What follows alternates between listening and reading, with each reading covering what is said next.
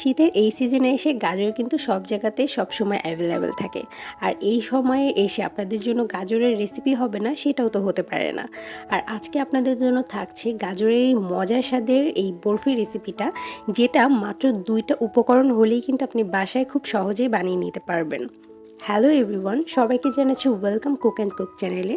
আপনাদের জন্য আজকে থাকছে গাজরের বরফি রেসিপি। তো প্রথমেই আমাদের যে জিনিসটা লাগছে সেটা হচ্ছে গাজর, যেটা অবশ্যই লাগবে। তো এখানে আমি বড় সাইজের 5টা গাজর নিয়েছি এবং এগুলোকে ভালো মতো পানি দিয়ে আগে ধুয়ে নিয়েছি। এবার আমি একটা পিলারের সাহায্যে সবগুলো গাজরকে এভাবে পিল অফ করে নিচ্ছি। আর দেখতে পাচ্ছেন আমি কিন্তু যে মুখের সাইডটা এবং নিচের যে সাইডটা আছে সেগুলো ভালো মতো কিন্তু কেটে নিয়েছি। এবার আমি যেটা করব, এইগুলোকে এক সাইডে রেখে দিচ্ছি। এখানে আমি আরেকটা পাত্র নিয়ে নিব। আর এখানে আমি এবার গাজরগুলোকে গ্রেট করব। এরকম গ্রেটার কিন্তু এখন বাজারে সবসময় সব জায়গাতে অ্যাভেলেবেল। এটা একেবারেই ছোট সাইজের, যে একদম মিনি সাইজের যে গ্রেটার পাওয়া যায় সেটা দিয়ে করছি আমি। তো এটা দিয়ে ভালো মতো আমি সবগুলো গাজর গ্রেট করে নিচ্ছি। তো আমি এখানে মোটামুটি আমার যতগুলো গাজর নিয়েছি আমি মেজারমেন্ট কাপ দিয়ে মেপে দেখেছি, আমার মোটামুটি এখানে 3 কাপের মতো গাজর হয়েছে। তো আমি সেই অনুপাতে সব কিছু কিন্তু আজকে ব্যবহার করছি। তো এখানে আমি চুলায় প্যান দিয়েছি এবং প্যানের মধ্যে আমি সরাসরি যে গাজরগুলো গ্রেট করা ছিল এগুলো সবগুলো একসাথে দিয়ে দিচ্ছি। এখানে আমি কিন্তু অন্য কিছুই দিচ্ছি না।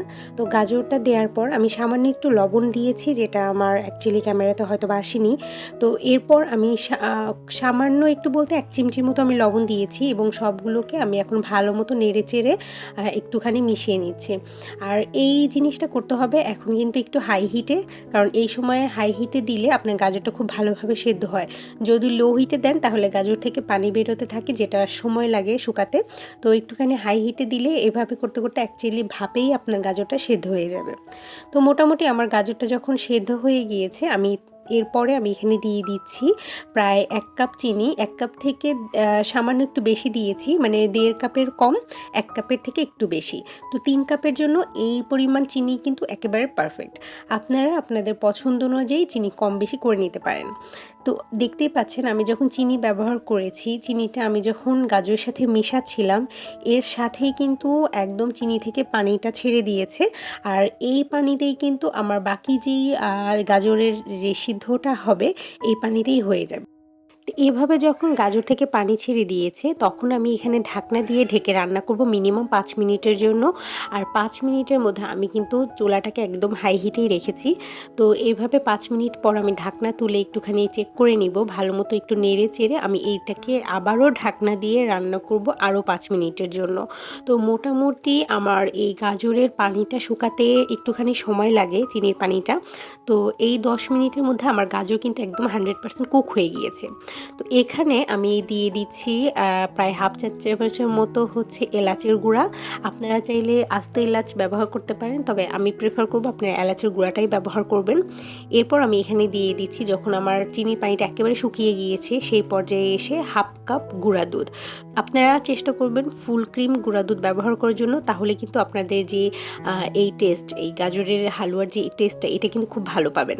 তো এখানে এটা কিন্তু আমার মাওয়ার কাজ করবে, খুব ভালো মতো আমি মিশিয়ে নিচ্ছি। তো দেখতেই পাবেন আপনারা এটা কিন্তু পুরোপুরি একেবারে মাওয়ার মতো কাজ করছে।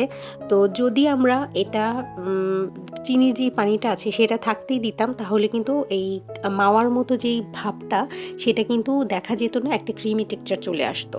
তো সবশেষে আমি এখানে দিয়ে দিচ্ছি 1.5 টেবিল চামচের মতো ঘিটা দিয়ে আমি খুব ভালো মতো নেড়ে চেড়ে জাস্ট এটাকে একটুখানি অপেক্ষা করব। যখন এরকম প্যান থেকে ছেড়ে ছেড়ে আসবে আপনার হালুয়াটা, তখনই বুঝতে হবে আপনার হালুয়া একদম রেডি।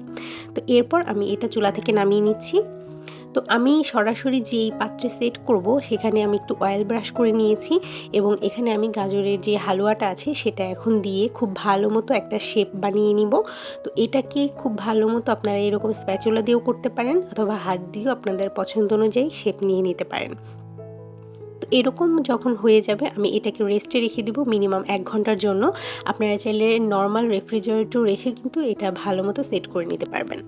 তো ১ ঘন্টা পর আমি ফ্রিজ থেকে বের করে এটাকে আমার পছন্দ অনুযায়ী শেপ করে কেটে নিচ্ছি। আপনারা আপনাদের পছন্দ অনুযায়ী শেপে এটা কেটে নিবেন।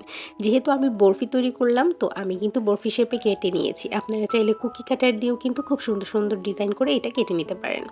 সবশেষে আমি এখানে পেস্তা বাদাম দিয়ে উপর থেকে গার্নিশ করে নিচ্ছি। আপনারা চাইলে বাদাম কুচি করে উপর দিয়ে ছিটিয়ে নিতে পারেন, অথবা কিশমিশ আপনাদের পছন্দ অনুযায়ী টপিংস দিয়ে আপনারা এটাকে সার্ভ করতে পারেন। তো ব্যাস, এই হয়ে গেল আমার এই মজাদার স্বাদের গাজরের যে বরফি, সেই রেসিপিটা। এটা অ্যাকচুয়ালি আসলে অনেক মজার। যারা গাজরের হালুয়া খেয়েছেন তারা এটার টেস্ট একটুখানি হলেও রিলেট করতে পারেন। তবে হালুয়াটা একটুখানি নরম হয়, আর এই বরফিটা একটুখানি স্টিকি বা শক্ত হবে। তো যাই হোক, আজকের এই রেসিপিটা কেমন লাগলো? আশা করছি ভালো লেগেছে আজকের এই রেসিপিটা। যদি ভালো লেগে থাকে তাহলে অবশ্যই কিন্তু আমার চ্যানেলটিকে সাবস্ক্রাইব করতে ভুলবেন না। নতুন নতুন এই ধরনের আরও মজার রেসিপি পেতে আমার চ্যানেলের সাথেই থাকবেন। আর আশা করছি আপনাদের ফ্রেন্ডস, ফ্যামিলি এবং বন্ধুবান্ধব যে যেখানে আছে সবার সাথে কিন্তু এসব রেসিপিগুলো শেয়ার করতে একেবারেই ভুলবেন না। দেখা হবে নেক্সট কোনো ভিডিওতে, নেক্সট কোনো মজার রেসিপির সাথে। ততক্ষণ পর্যন্ত সবাই ভালো থাকবেন, সুস্থ থাকবেন। আল্লাহ হাফেজ।